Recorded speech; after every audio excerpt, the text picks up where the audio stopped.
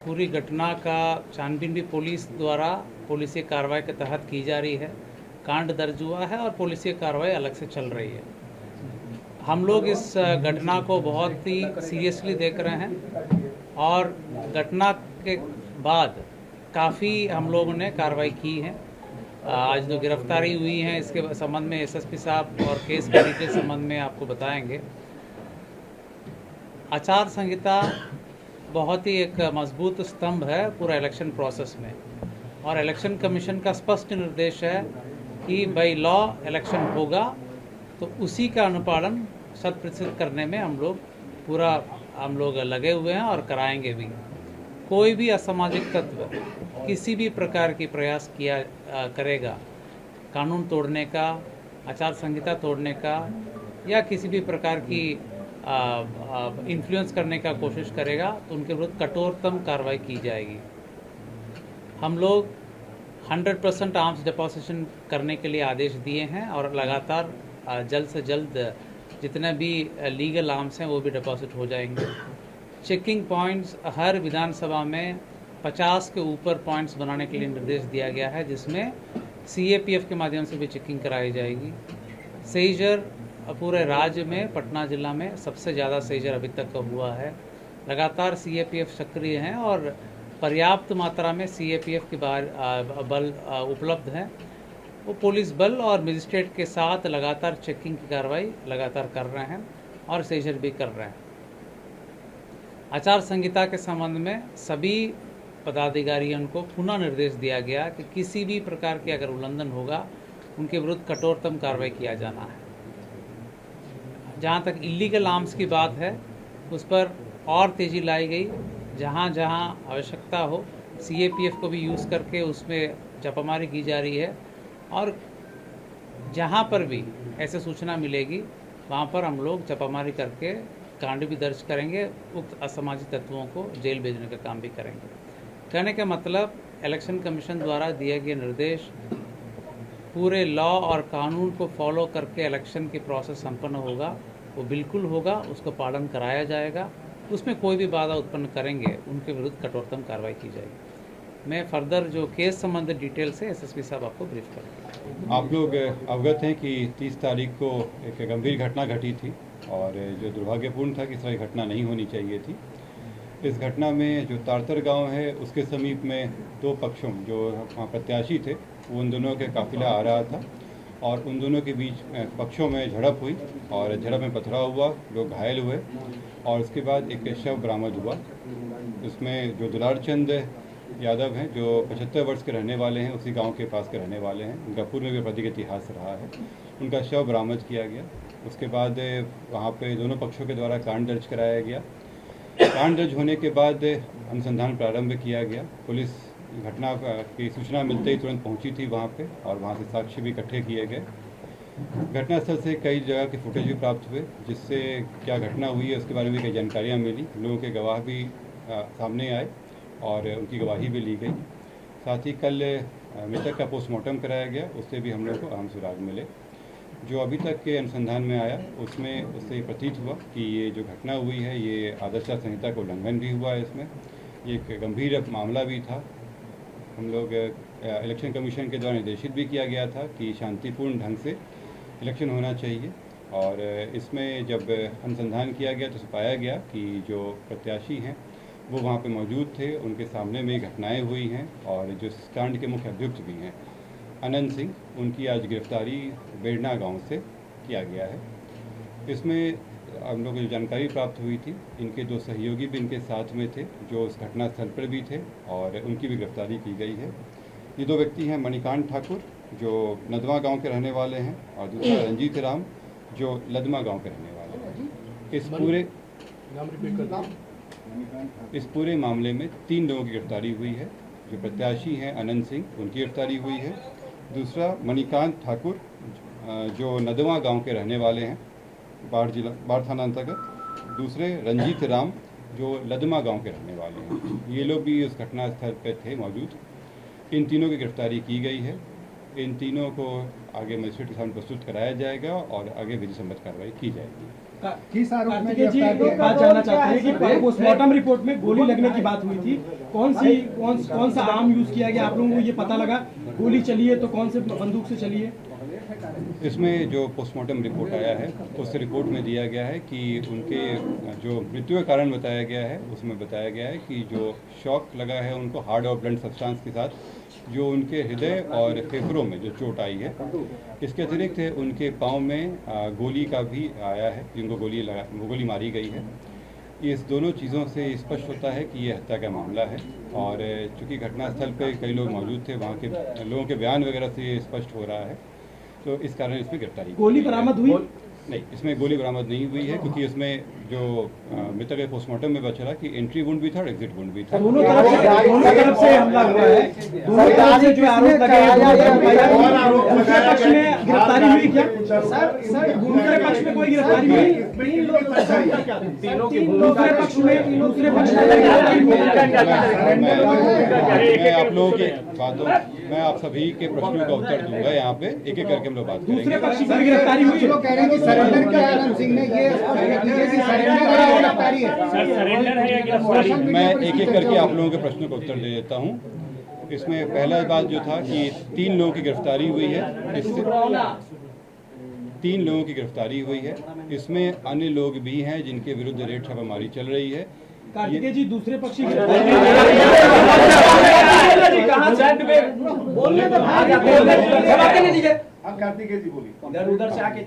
मैं फिर से रिपीट कर दे रहा हूँ, इस मामले में अभी तक 3 गिरफ्तारियां हुई हैं। इसमें अन्य लोग भी हैं जिनकी गिरफ्तारियों के लिए रेड छापामारी चल रही है, जल्द ही उनको भी गिरफ्तार किया जाएगा। इसमें अनुसंधान जो सीआईडी के द्वारा भी शुरू किया गया है, सीआईडी की एक टीम भी बनाई गई है जो इस पूरे मामले पे अनुसंधान साथ में करते रहेगी और हम लोगों को सहयोग भी देगी। जो अग्रतर अनुसंधान में आएगा उससे भी आप लोग को अवगत कराया जाएगा। जो आप लोग द्वारा प्रश्न किया गया था कि दूसरे पक्ष पे क्या कार्रवाई हुई, तो आप लोगों को अवगत करा दें कि इसमें इस पूरे घटनाक्रम में कई चीज़ें हुई हैं। पहला कि जो आपस में जो दोनों पक्षों के बीच में मारपीट की घटना हुई थी, पत्थरबाजी हुई थी, उसका कारण दर्ज कराया गया है। पुलिस को जब जानकारी मिली थी कि इस तरह की चीज़ें हो रही हैं, उसका भी केस दर्ज कराया गया। इसके अतिरिक्त जो गाड़ियों का काफिला था, उस आदर्श आचार संहिता का उल्लंघन था, उसका भी कारण दर्ज कराया गया है। कल जब पोस्टमार्टम के लिए ले जाया जा रहा था तो वहाँ पे भी कुछ शरारती तत्वों के द्वारा पुलिस के साथ भिड़ंत हुई थी, उसका भी कांड दर्ज कराया गया है।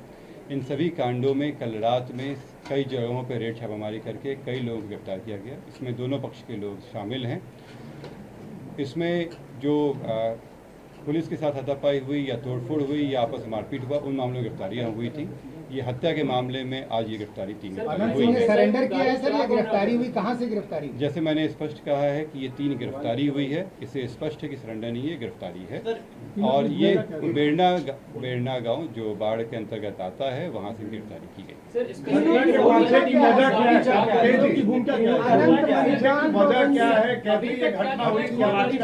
क्या जानकारी मिली? अभी गिरफ्तारी हुई है, पूछताछ नहीं हुआ है। पूछताछ के लिए हम लोग अलग से कोर्ट में समय मांगेंगे, रिमांड लेके इनसे पूछताछ की जाएगी। इस पूरे गाड़ी का ड्राइवर कौन है सर? मैं अपनी बातें पूरे कर दे रहा हूँ कि इसमें इस कांड के इन्वेस्टिगेशन के लिए कस्टोडियल इंटरोगेशन आवश्यक प्रतीत होता है, इसीलिए इनकी गिरफ्तारी की गई है यहाँ पे। क्योंकि जो विधिवत प्रोसेस है उसमें इनको कोर्ट से प्रस्तुत किया जाएगा और वहाँ से हम लोग फिर रिमांड के लिए प्रे करेंगे। क्योंकि अभी इलेक्शन का भी समय हम लोग करना है, तो अभी इमीडिएटली हम लोग शायद ना कर पाए, लेकिन कुछ दिनों के बाद में फिर हम लोग इसमें कस्टोडियल इंट्रोगेशन के लिए रिमांड लेंगे।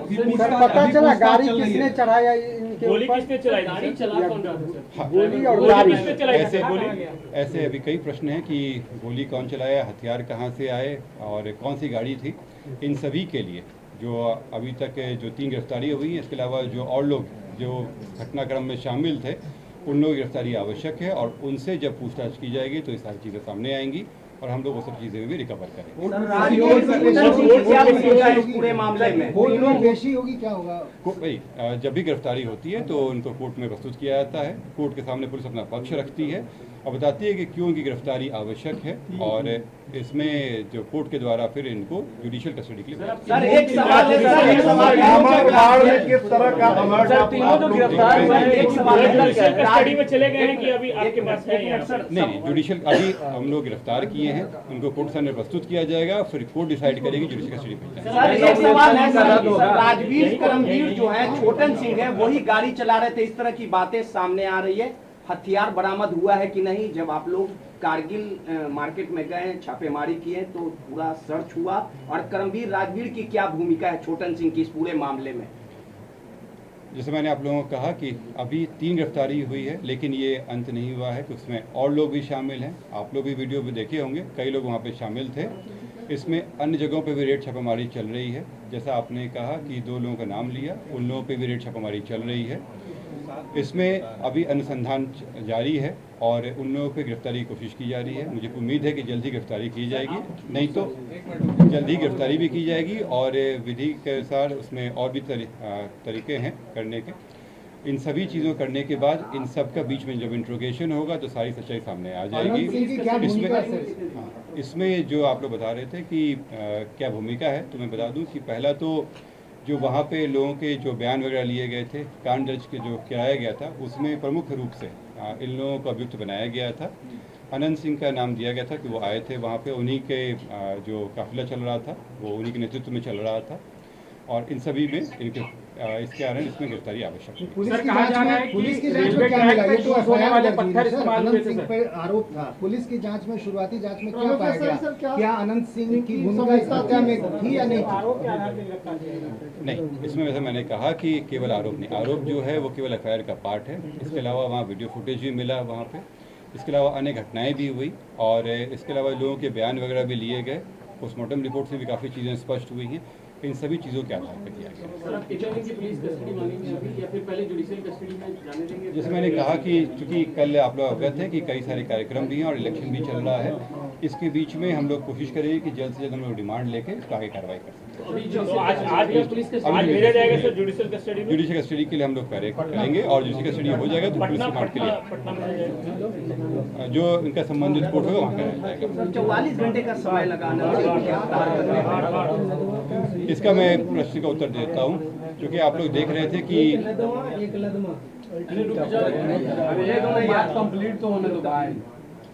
आप लोग अवगत थे कि वहाँ पे ये घटना होने के बाद वहाँ पे इन्वायरमेंट जो था वो थोड़ा टेंस हो गया था, और ये आवश्यक था कि जो इस तरह की घटनाएं हुई थी वो और नहीं फैले, लोगों के बीच में जो वहाँ टेंशन था उसको डिफ्यूज़ किया जा सके।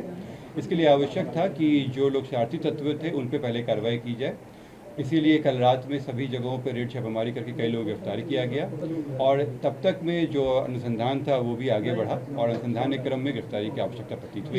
इसीलिए ये इसलिए कोशिश किया गया है, पूरा इसलिए किया गया ताकि इस चीज़ों में और जो वहाँ पे हिंसा घटना हुई थी उसमें आपस में भिड़त फिर से नहीं हो जाए, वहाँ शांति फिर से कायम हो जाए।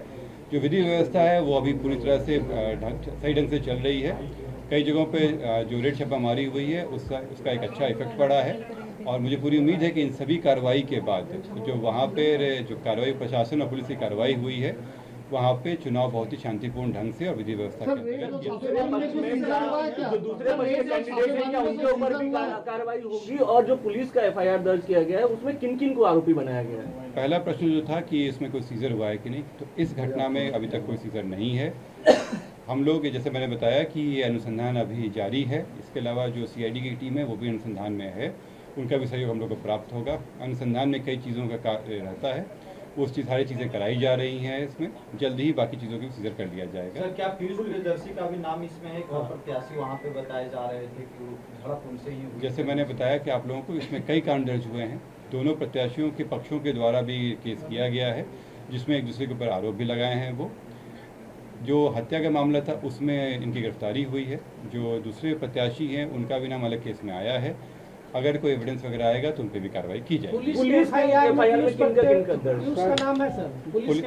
पुलिस जब एफआईआर की थी तो उसमें जो जानकारी प्राप्त हुई थी उसकी वो कॉग्निजेबल ऑफेंस था, उसके तहत उसमें कांड दर्ज किया गया था। उस समय ये जानकारी नहीं थी कि कौन कौन व्यक्ति कौन कौन नहीं है, तो उसमें जब पहले कांड दर्ज किया गया उसमें अज्ञात व्यक्तियों पर कांड दर्ज किया गया, और जब वीडियो फुटेज के आधार पर पहचान करते हुए लोगों की गिरफ्तारी की गई। सर, मोकामा हमेशा से हॉट सीट रही है, तो किस तरह से पुलिस प्रशासन की वहाँ मुस्तैदी थी? देखिए, हम लोग हर एक चुनाव को इस तरह से लेते हैं कि बड़ी शांतिपूर्ण ढंग से हो। किसी भी असेंबली कॉन्स्टिट्यूंसी में जो इलेक्शन है बहुत ही शांतिपूर्ण ढंग से, जो कानून कहता है उसके तहत वो इलेक्शन हो, और एक हमारी कोशिश रहती है कि उत्सव का माहौल रहे। इन सभी चीज़ों के लिए कई तरह के कार्य किए जाते हैं ताकि लोगों में कॉन्फिडेंस भी रहे, और ये आप लोग देख रहे होंगे कि पिछले कई दिनों से ये कार्य चल ही रहा था, और उसी के तहत मोकामा पे भी हमारी विशेष नज़र थी, और इसीलिए वहाँ पे ज़्यादा संख्या में CAPF बल डाला गया था।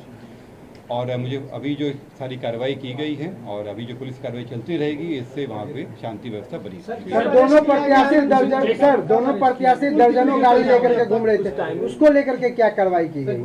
जैसे मैंने बताया कि वहाँ पे कई अब टीम बना के किया जा रहा है। आज चेकिंग वगैरह भी हुआ था, प्रत्याशियों की गाड़ियों को भी चेक किया जा रहा है। साथ ही मैं आप लोगों को अवगत भी करा दूं कि जो वहाँ पे सभी प्रत्याशी, जो तीनों प्रत्याशी हैं तीनों पार्टी के, उनके साथ में जब भी वो प्रचार प्रसार के लिए निकलते हैं, उनके साथ मजिस्ट्रेट, पुलिस बल और वीडियोग्राफी साथ में रखा जा रहा है ताकि उनकी गतिविधियों पर नज़र रखी जा सके। ये वो क्या एक्टिविटी कर रहे हैं और संवेदनशीलता को देखते हुए जो तीनों पार्टी के प्रत्याशी हैं उन तीनों के साथ रखा गया है। जो जब भी वो प्रचार के लिए निकलते हैं उनके साथ में वो ये टीम रहेगी। ये कार्य हम लोग अन्य असेंबली कंस्टिट्यूंसी में भी करेंगे। डीएम साहब, एक सवाल है कि उनके कैंडिडेचर पे भी सवाल आ सकता है। वो हत्या के मामले में आरोपी हो गए हैं, गिरफ्तार भी कर लिए गए हैं, तो क्या उनके कैंडिडेचर पे भी सवाल है? कैंडिडेचर कैंसिल हो सकता है? नहीं, अभी इस स्टेज में ऐसा कोई इस इलेक्शन के इस स्टेज में ऐसा कोई प्रश्न नहीं है, दुलारचंद यादव की क्योंकि अभी तो इन्वेस्टिगेशन का स्टेज है। वायरल हो रही है दुलारचंद यादव की पत्थर मारते हुए 3-4 वीडियो सामने आए, क्या उसको भी अनुसंधान कर रहे हैं? जैसे मैंने आप लोगों को कहा कि वहाँ पे कई तरह के वीडियो फुटेज मिले हैं, और जो शुरुआती बयान आए थे और जो वीडियो फुटेज आए थे उसमें भी जो सामंजन है वो नहीं हो पा रहा था जो लोगों के बयान से। वो वीडियो फुटेज को जो हम लोग प्रोसेस किए हैं उसके बेसिस पे कई जानकारी हम लोग को प्राप्त हुई, इसलिए मैंने कहा कि जो FIR के अलावा जो इन्वेस्टिगेशन आया है उसके तहत कार्रवाई की गई है। जो आप कह रहे हैं वीडियो फुटेज के बारे में, मैं बात पूरी कर लूँ।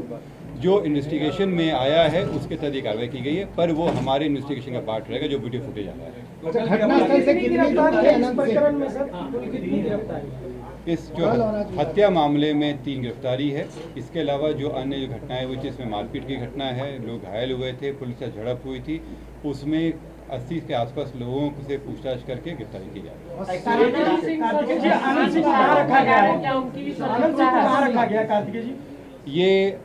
ये बताना भी उचित नहीं होगा। उन लोगों को उनको समय कोर्ट में प्रस्तुत किया जाएगा और कोर्ट के आदेश का अगर तक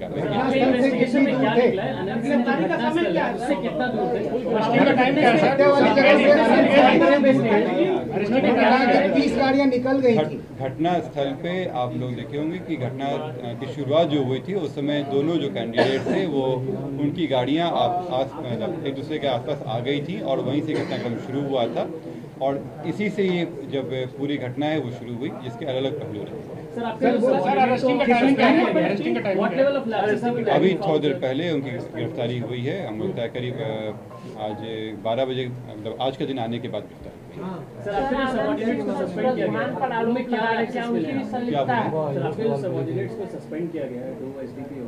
किस लेवल के लैप्सेस रिकॉर्ड किए गए? देखिए, इसमें आदर्श आचार संहिता बनाए रखना हम सभी की जिम्मेवारी है। वहाँ पे पुलिस प्रशासन इसमें लगी हुई भी है। वहाँ पे चूँकि जो घटनाक्रम हुआ था उससे वहाँ पे जो माहौल था वो थोड़ा बिगड़ा था, और जो आदर्श आचार संहिता को बनाए रखना की जिम्मेवारी जो वहाँ पे थी रिटर्निंग ऑफिसर और जो पुलिस अधिकारी उन लोगों के ऊपर थी। जो जब इलेक्शन की शुरुआत हुई थी तो मेरे और डीएम सर के द्वारा वहाँ जाकर जो MCC आदर्श आचार संहिता है उसके बारे में लोगों को जानकारियाँ भी दी गई थी, पुलिस पदाधिकारी और प्रशासनिक पदाधिकारियों को। और जो वहाँ के नोडल अफसर हैं वो SDO और वहाँ के SDPO हैं।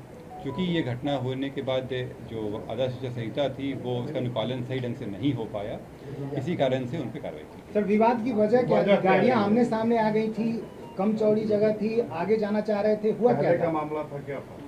इसमें से मैंने बताया कि इसके कई सारे पहलू हैं और इन सभी पहलुओं पर भी जांच बाकी है। अभी प्रथम दृष्टया आया था, शुरुआत इसी बात पे हुई थी कि दोनों आमने सामने आ गए थे और वहाँ से दोनों के पक्षों के द्वारा एक दूसरे के ऊपर आरोप प्रत्यारोप लगाए गए थे, इससे शुरुआत हुई थी।